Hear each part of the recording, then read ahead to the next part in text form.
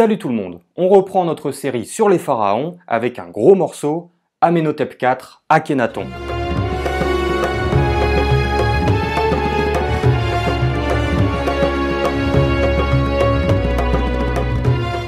Le futur Akhenaton naît autour de -1368 et est le fils du roi Amenhotep III et de la reine Tiye. Son nom de naissance est Amenhotep Netcher et Kayunu, c'est-à-dire Amon est satisfait, le dieu maître d'Héliopolis. Comme pour beaucoup de pharaons, on connaît assez peu de choses de l'enfance d'Amenhotep IV. Mais certains égyptologues ont soumis l'idée d'une corégence, c'est-à-dire d'un partage du pouvoir entre le prince et son père Amenhotep III. Mais malheureusement, on ne dispose d'aucune preuve formelle de cette corégence. De plus, la question se pose avec beaucoup d'autres pharaons, mais on se rend souvent compte que la corégence n'a en fait jamais eu lieu. La seule qui est véritablement attestée et connue des égyptologues est celle entre Hatshepsut et son neveu Thoutmôsis III. Beaucoup de rois, à l'instar de Séti Ier par exemple, le père de Ramsès II, ont associé leur héritier au trône pour maintenir continuité et légitimité. Mais aucun n'établit de véritable corégence où le prince serait couronné alors que son prédécesseur vit encore. L'idée d'une corégence entre Akhenaton et son père vient en partie des points communs entre la statuaire d'Amenhotep III et celle de son fils au début de son règne, ainsi que de particularités linguistiques semblables entre les deux règnes. Toutefois, plusieurs éléments empêchent d'envisager une véritable corégence entre Amenhotep III et son fils. Plusieurs textes et inscriptions du début du règne d'Amenhotep IV Akhenaton indiquent en effet que son prédécesseur est déjà mort. La chronologie rend donc toute corégence improbable. De plus, cette idée même de corégence va à l'encontre de la pensée égyptienne, dans laquelle un seul pharaon, un seul Horus, pouvait régner sur le trône d'Égypte.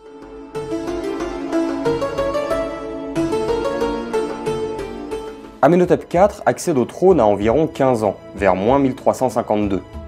Il possède alors une première titulature qui mentionne des caractéristiques liées à Amon et à Ré, les deux grandes plumes et le temple de Karnak pour le premier, Héliopolis et le nom même de Ré pour le second. Rassurez-vous, ces deux dieux très importants pour l'histoire de l'Égypte auront bientôt droit à leur épisode dédié. Juré craché. Enfin juré quoi. Amenhotep IV se marie à sa principale épouse en l'an 4 du règne, la célèbre Néfertiti, dont le nom signifie littéralement « la belle est arrivée ».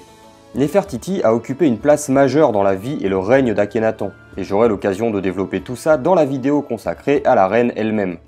Pour info, Néfertiti était également la cousine d'Akhenaton. Et encore une fois, je le rappelle, c'est une pratique très répandue jusque dans les cours royales européennes modernes, et il faut donc éviter tout jugement de valeur sur ce genre d'éléments. Après, vous n'êtes pas obligé de trouver ça cool non plus. Akhenaton eut au moins deux autres femmes qu'il épousa principalement pour des raisons diplomatiques, Kiya et Tadouepa, respectivement une princesse hittite et une princesse mitannienne. Le territoire hittite se situait en Anatolie, la Turquie moderne, tandis que le Mitanni se situait plus à l'est, vers la Syrie actuelle.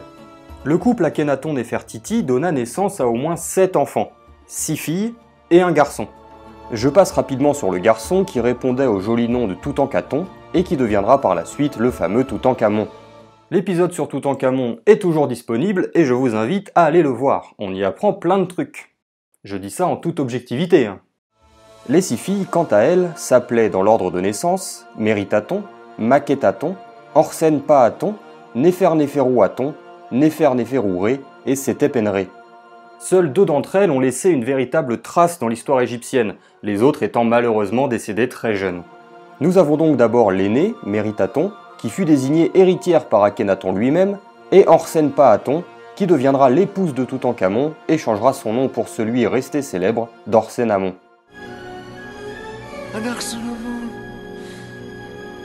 Vous avez remarqué que 4 de ces filles portent dans leur nom celui du dieu Aton, dont on va reparler très vite car il occupe une place importante dans le règne d'Akhenaton et dans l'histoire de cette période en général.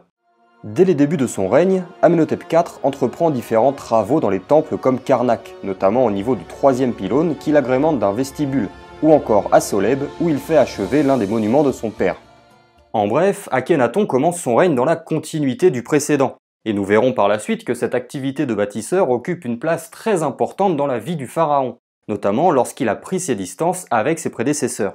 Pour info, dans cet épisode, je ne vais pas parler des Talatat, ces blocs de pierre de taille standardisée, qui sont une des révolutions initiées par Akhenaton. C'est une discussion très technique, et on pourra la garder pour une prochaine fois car on a déjà beaucoup à dire.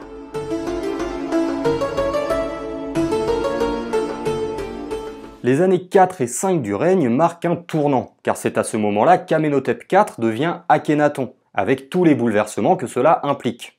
Tout d'abord, en l'an 4, le roi célèbre un jubilé, une fête Sed, qui d'ordinaire a lieu lors de la 30e année de règne. Akhénaton cherche par là à affirmer son pouvoir et à implanter d'entrée de jeu les transformations dont il est à l'origine. Commençons avec la nouvelle titulature du roi. Je le rappelle, les pharaons possédaient 5 noms. Et au moment où Amenhotep IV devient Akhénaton, il fait changer 4 de ces 5 noms pour correspondre aux réformes en cours et à celles à venir. Son nom d'Horus d'abord. Si le premier faisait référence à Amon à travers ses plumes caractéristiques, le second mentionne Aton, le dieu favori du roi, Or Mériaton, l'Horus aimé d'Aton. Le nom des 2 maîtresses ensuite. Je rappelle qu'il s'agit d'un nom qui place le pharaon sous la protection des 2 déesses tutélaires de Haute et de Basse-Égypte, à savoir le vautour Nerbet et le cobra Wadjet. Dans sa première version, le nom des 2 maîtresses d'Akhénaton faisait référence au temple de Karnak.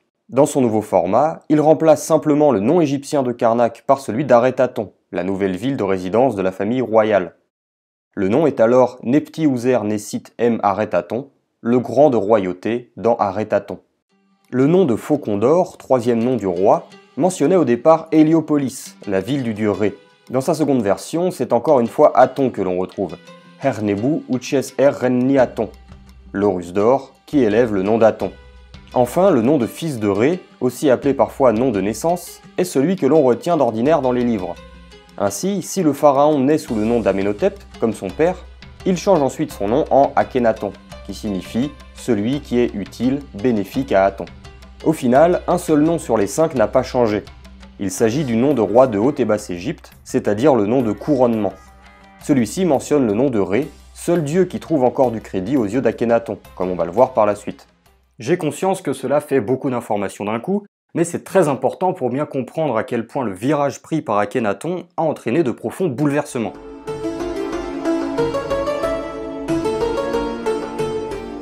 En parallèle de ces changements de nom, Akhénaton décide en l'an 5 de faire construire une nouvelle ville à mi-chemin entre Memphis et Thèbes. Cette ville fut nommée Aretaton, l'horizon d'Aton, et correspond à la moderne Tel el Amarna. C'est pourquoi on parle souvent de période amarnienne. Comme le soulignent Dimitri Labouri et Marc Gabold notamment, à la base, Aretaton n'est pas conçu comme une ville à proprement parler, mais plutôt comme un espace sacré dédié à Aton. C'est en effet le lieu où Akhénaton envisage d'être enterré avec toute sa famille, créant de fait une nouvelle nécropole. Celle-ci entre alors en concurrence avec celle bien établie de ses prédécesseurs, la fameuse vallée des rois. Notez par ailleurs que les tombes de la nécropole d'Amarna sont orientées vers l'est, c'est-à-dire vers le lever du soleil. Celles de la vallée des rois, en revanche, sont, comme le veut la tradition, orientées vers l'ouest, c'est-à-dire vers le coucher du soleil. Mais même si Aretaton n'est pas conçu à la base comme une ville à proprement parler, la famille royale y projette dès le début de s'y installer. Le site devient alors une véritable ville avec des palais royaux, plusieurs temples dédiés à Aton, un quartier militaire, des magasins et ateliers, un secteur administratif et des zones périphériques réservées à la population, des sortes de faubourgs. Cette résidence n'est pas le seul chantier architectural à mettre au crédit d'Akhénaton, même si les autres sont évidemment de moins grande envergure. Mentionnons tout de même les vestiges d'un temple funéraire sur le site du Ramesséum, ainsi que le Gempa Aton, une sorte de palais en partie dédié à Aton et érigé à Karnak, à proximité de l'enceinte du temple d'Amon-Ré. Gempa Aton signifie littéralement « Aton a été découvert », et ce monument peut donc être considéré comme une sorte de vitrine de l'idéologie nouvelle d'Akhénaton, et de son rapport à cette divinité qui prit par la suite des proportions démesurées. Ce palais peut être considéré comme une sorte de prototype de la pseudo-capitale Aretaton, dont j'ai parlé juste avant. En effet, en plus des zones palatiales, on y retrouve des espaces cultuels et sacrés en général. Tous ces chantiers furent entrepris alors que le roi s'appelait encore Amenhotep et que la famille royale vivait encore à Thèbes. Toutefois, on sent déjà grandir l'importance d'Aton dans le panthéon personnel du roi, et cela crée une véritable rupture avec les traditions et ses prédécesseurs. Cette importance du dieu Aton est bien entendu exacerbée une fois le roi devenu Akhénaton, et ce dernier entreprend diverses réformes liées à ce changement, comme en Nubie, où la ville de Kawa est renommée Gematon, en hommage au dieu soleil.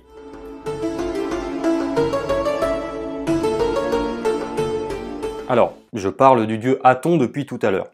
Mais arrêtons-nous un instant sur celui-ci pour comprendre en quoi la démarche d'Akhénaton est très particulière dans l'histoire de l'Égypte. Contrairement à ce qu'on entend parfois, Aton est déjà présent dans le panthéon égyptien dès les époques les plus anciennes, mais il occupe, disons, une place subalterne. Le nom Aton renvoie en fait au globe solaire, à l'astre lui-même. Ré porte le soleil, Hathor le tient parfois entre ses cornes, mais l'astre en tant que tel est appelé Aton et vénéré par les Égyptiens. En bref, comme l'explique Dimitri Labouri, Aton se caractérise comme la manifestation physique du soleil en tant qu'énergie lumineuse du cosmos. Et là où Akhénaton crée une véritable rupture, c'est qu'il fait d'Aton un dieu majeur, quasiment exclusif, créateur de toutes choses, dispensateur de vie, seigneur de tout, etc., etc. Cette prise d'importance intervient aux alentours de l'an 4 du règne, et c'est durant la 5e année que le roi lui confère un statut de quasi-exclusivité, en s'installant dans sa nouvelle ville entièrement dédiée à Aton. Et en l'an 6, le roi change de nom, passant d'Amenhotep à Akhénaton. Pour être tout à fait précis, des prémices de ce changement s'observent déjà chez Amenhotep III, le père d'Akhénaton, voire même chez son grand-père Amenhotep II. Amon devient par exemple une divinité solaire en étant associé à Ré. La plupart des dieux sont alors considérés comme des manifestations du Créateur, lui-même lié au soleil qui est vu comme l'astre divin par excellence, celui qui est à l'origine de tout et qui gouverne tout. Aton prend pour sa part petit à petit de l'importance, et le pharaon est considéré comme la manifestation sur terre de la divinité. Mais c'est Akhénaton qui va pousser le processus à son paroxysme, en allant même jusqu'à rédiger l'hymne à Aton, un texte en l'honneur du dieu. D'ailleurs, vous trouverez en vidéo bonus la lecture de ce grand hymne à Aton, qui est une œuvre littéraire majeure de cette époque. Je mets le lien dans la description. Mais comme je l'ai mentionné à 2 reprises, Aton bénéficie d'une quasi-exclusivité, et il me faut maintenant expliquer pourquoi celle-ci n'est pas totale. D'abord, le dieu qui pâtit le plus de ce bouleversement est Amon, qui jusqu'alors était le dieu tutélaire de la dynastie. Une fois la rupture consommée, vers l'an 6 du règne, Amon voit ses temples être fermés, son nom et son image martelés, et ses prêtres relégués à une position très inférieure. De plus, la capitale d'alors, Thèbes, à côté de laquelle se dresse le temple de Karnak dédié à Amon, est délaissée par la famille royale au profit d'Amarna. Pour info, détruire le nom et l'image d'Amon n'a pas seulement pour objectif de montrer l'infériorité de celui-ci par rapport à Aton. C'est aussi un moyen d'empêcher le dieu de s'incarner dans ses représentations, et ainsi de nier son existence, ou au moins ses pouvoirs et son essence divine. Mais ce qui fait que je préfère parler de quasi-exclusivité, c'est que tous les dieux ne subissent pas les mêmes affronts. En effet, si nombre de divinités sont reléguées à des rangs mineurs, leurs temples ne sont pas pour autant fermés et leur image n'est pas dégradée comme ce fut le cas pour Amon. Ré, par exemple, continue à recevoir un culte, Aton étant d'abord une émanation de Ré sous la forme Réorarti, une divinité solaire majeure à laquelle est d'ailleurs identifié le grand sphinx de Giza. De plus, au début des persécutions contre Amon, son image, une fois martelée, était parfois remplacée par d'autres divinités comme Ptah par exemple. Cela montre bien que les autres dieux ont parfois bénéficié d'une certaine tolérance, au moins durant les premières années du règne. C'est pourquoi il n'est pas tout à fait juste de parler de premier monothéisme de l'histoire ou de monothéisme tout court.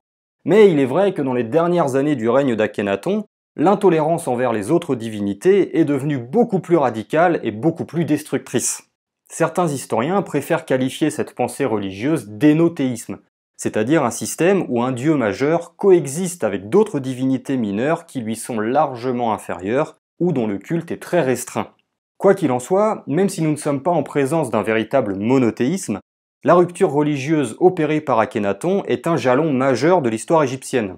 C'est l'une des principales raisons pour lesquelles Akhénaton fut détesté par les générations suivantes, allant jusqu'à voir sa mémoire effacée. J'y reviendrai par la suite. Je mentionne simplement le fait que de nombreux textes de cette époque n'accordent jamais au pluriel le mot Netcher, correspond plus ou moins à l'idée de divinité. Cela pourrait être dû au fait qu'Akhénaton, sans interdire totalement le culte d'autres dieux, ne leur reconnaît pas la même valeur qu'à Aton, qui pour sa part est le Netcher par excellence, le dieu ultime. De plus, Aton est le seul dieu dans l'histoire égyptienne à voir son nom entouré d'un cartouche, comme pour les rois. Cela a pu arriver en de rares occasions pour d'autres dieux, mais à partir de la 5e année du règne d'Akhénaton, cette pratique devient systématique pour Aton. Cela permet évidemment de connecter encore plus la divinité et le pharaon, ce dernier étant considéré comme l'image vivante sur terre du dieu. Je ne m'étends pas plus sur Aton car il aura droit à une vidéo dédiée dans ma série sur les divinités égyptiennes, mais croyez-moi, il reste beaucoup à en dire. En bref, malgré les bouleversements profonds liés à l'atonisme, attention à tous les livres ou à toutes les vidéos qui vous vendent la création du monothéisme par Akhénaton ou qui le traitent de pharaon hérétique. Ce n'est juste ni historiquement ni théologiquement parlant. C'est un bouleversement, certes, mais il faut rester mesuré pour éviter tout anachronisme.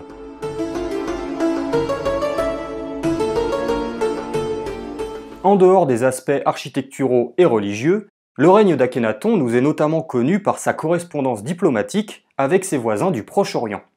On possède ainsi tout un lot de tablettes écrites principalement en akkadien et en assyrien, tablettes que s'échangeaient Akhénaton et les rois des États voisins.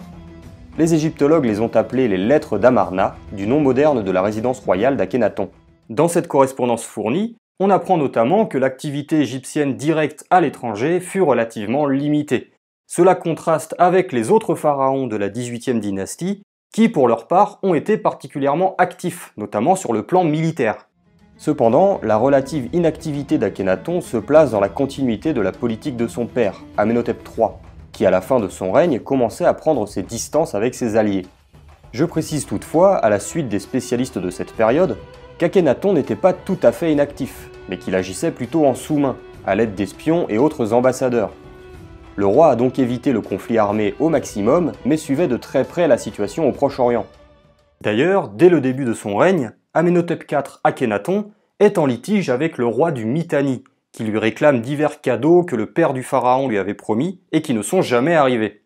Mais Akhénaton n'accède pas à la requête et crée en cela une première crise diplomatique. Cette crise s'aggrave ensuite par la prise de distance globale du pharaon. L'Égypte perd ainsi à cette époque de nombreux territoires qui basculent aux mains d'autres puissances locales comme les Hittites. De plus, lorsque le Mitanni et la Syrie appellent à l'aide lors de divers conflits, Akhénaton leur refuse tout soutien, accentuant de ce fait la fracture politique. Avouez que ça commence à faire beaucoup de raisons pour les Égyptiens de l'époque de regretter les rois précédents. En somme, Akhénaton perd une grande partie des territoires conquis par ses prédécesseurs et se contente de mariages arrangés pour maintenir un semblant de relations diplomatiques avec ses voisins.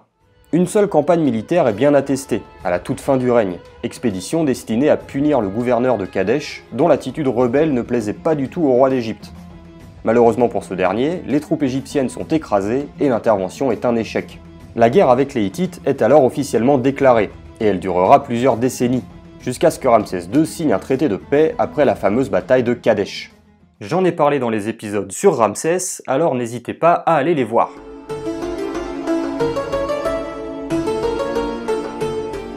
Après environ 18 ans d'un règne véritablement spécial au vu de l'histoire égyptienne, Akhénaton finit par mourir en moins 1335. Il ponctue alors une véritable hécatombe au sein de la famille royale. En effet, entre l'an 12 et l'an 16, Akhénaton perd 4 de ses 6 filles ainsi que sa mère Tiye, puis sa femme Néfertiti. Certains égyptologues suggèrent que Néfertiti ait survécu à son époux, mais les arguments qui tiennent cette théorie résistent mal à l'examen des sources. À la mort du roi, c'est Méritaton, l'aîné du couple, qui est appelé à régner, alors âgé d'à peine 13 ans. Celle-ci est mariée, ou promise, à un certain Semenkaré, dont on ne connaît quasiment rien. Il semble mourir très tôt, peut-être même avant d'accéder au trône d'Égypte, laissant Méritaton régner seul sur le double pays. Méritaton règne environ 3 ans avant de laisser sa place à un jeune garçon un peu fragile qui avait jusque-là été totalement mis de côté dans les affaires courantes, Toutankhamon. Comme je l'ai déjà expliqué, Toutankhamon est le premier nom du pharaon Toutankhamon. Je vous renvoie donc à ma vidéo dédiée au jeune roi. On ne connaît pas les raisons exactes de la mort d'Akhénaton, peut-être une maladie. Sa momie est en tout cas inhumée dans la tombe 26 de la nécropole d'Amarna, puis déplacée plus tard dans la tombe 55 de la vallée des rois, pour être mise à l'abri avec d'autres dépouilles. Certains doutent encore qu'il s'agisse du véritable corps d'Akhénaton. Il y a eu pas mal de tests ADN qui tentent à le confirmer, mais comme pour beaucoup de choses, on ne peut pas avoir de certitude définitive.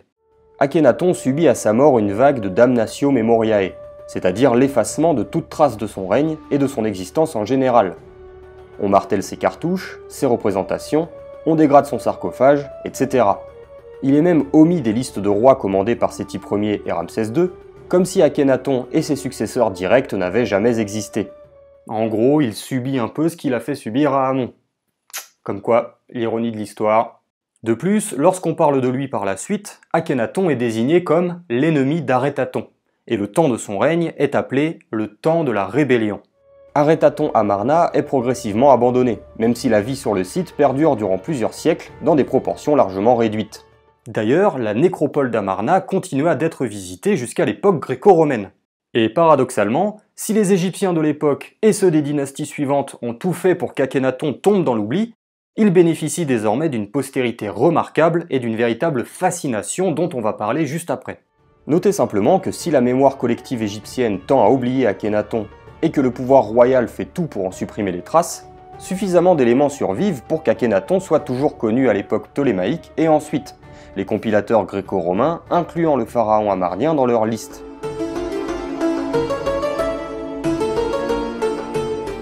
Avant de parler de la postérité moderne du pharaon, arrêtons-nous un moment sur ce qu'on appelle le style amarnien, c'est-à-dire les particularités de l'art égyptien à cette époque. Comme avec Aton, certaines prémices des changements dans les représentations s'observent durant le règne d'Amenhotep III, le prédécesseur d'Akhénaton, à l'image de la féminisation des corps en général. Cependant, Akhénaton opère une rupture à partir de l'an 4 de son règne, en imposant des canons artistiques nouveaux. C'est pour cela qu'on parle de style amarnien, car c'est sous son règne que cela prend place. Ces nouveaux canons s'observent notamment dans la représentation des corps dont les formes sont exacerbées. Hanches larges, lèvres épaisses, crâne allongé, ventre rebondi, une sorte d'androgynie, on reconnaît ainsi très facilement une statue amarnienne. Certains chercheurs suggèrent que cette façon de représenter les corps fasse écho au corps même du pharaon qui aurait souffert de diverses pathologies. Cependant, cela n'est absolument pas prouvé, et il s'agit avant tout d'un art de cour, de codes iconographiques, comme on en retrouve dans toutes les sociétés et à toutes les périodes de l'histoire. Un autre fait important vis-à-vis de l'art amarnien est sa concentration sur la famille royale, sur les relations entre Akhénaton et Néfertiti, et entre le couple et ses enfants. S'y ajoutent également, de façon très logique, les relations entre la famille royale et Aton. Dimitri Labouri parle à ce propos de pharaocentrisme absolu, et il note que la représentation de l'amour entre le roi et la reine a une portée idéologique majeure. En effet, cette union maintient l'ordre universel et met en avant la fertilité du Créateur, qui s'incarne dans le roi, ainsi que celle de sa compagne, qui s'identifie alors à Hathor. Un élément remarquable dans cette fréquente représentation de la famille royale est le fait qu'elle apparaît dans ses activités quotidiennes, prières au soleil, jeux et caresses entre parents et enfants, etc. Cela est véritablement exceptionnel dans l'art égyptien, et donne un aspect touchant, presque intime à l'iconographie amarnienne. Notez par ailleurs que la représentation de la reine et des enfants en train de rendre un culte à Aton est un élément très particulier, car d'ordinaire, seul le roi est autorisé à interagir directement avec le dieu. Il peut bien sûr déléguer cela à différents prêtres à travers le pays, mais jusqu'alors, jamais la reine et les enfants du couple royal n'avaient été représentés en train d'officier durant le culte.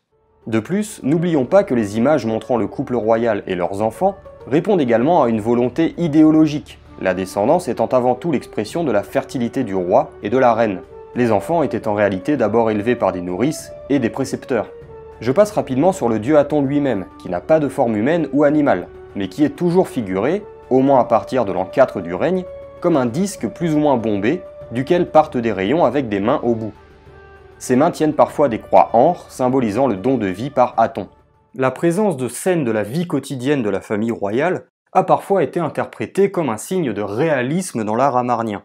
Mais il n'y a pas plus de réalisme à cette époque qu'aux périodes précédentes. Même si on représente effectivement le roi dans des scènes qui n'étaient jamais figurées auparavant, les formes, les détails et l'ordonnancement même de la scène n'ont rien de réaliste. Cela reste idéalisé et codifié, comme c'est le cas avec tout type d'image en Égypte ancienne. De plus, malgré les profonds bouleversements du style amarnien, certains codes plus traditionnels continuent d'exister, comme la diversité des points de vue dont on a parlé dans la vidéo précédente. Visage de profil avec œil de face, buste de face avec jambes de profil, etc. En effet, l'iconographie du règne d'Akhénaton est très reconnaissable, et connaît de profonds changements par rapport aux périodes précédentes. Toutefois, si certains éléments infuseront dans l'art égyptien, beaucoup d'autres ne survivront pas, ou très peu, à Akhénaton lui-même. Ses successeurs reviennent à des codes plus traditionnels, autre façon de nier l'existence du roi et de son règne en général.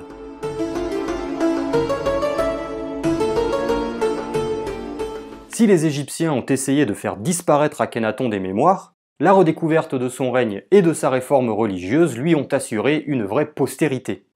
La littérature lui accorde ainsi une place de choix, qu'il s'agisse d'essais comme ceux de Sigmund Freud, ou de romans comme ceux d'Agatha Christie et son Akhénaton, ou encore de Thomas Mann dans son Joseph et ses frères. Un paquet d'autres auteurs en font leur personnage principal, Naguib Mahfouz, Gilbert Sinoué, Christian Jacques, Giacometti et Raven, etc.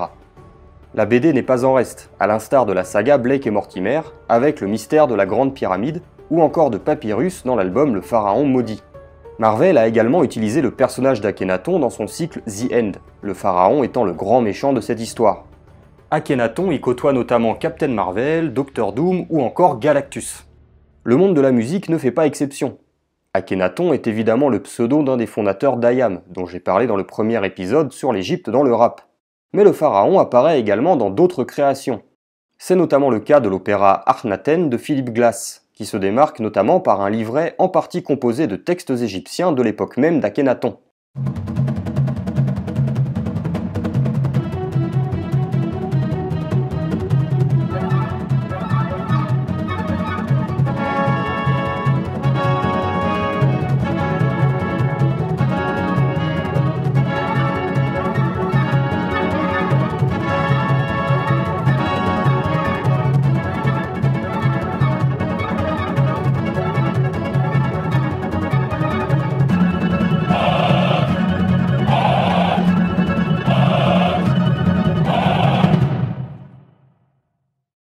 Honnêtement, l'utilisation d'Akhénaton dans les œuvres modernes mériterait un épisode à lui tout seul. Alors n'hésitez pas à laisser un petit commentaire pour me dire si ça vous tente.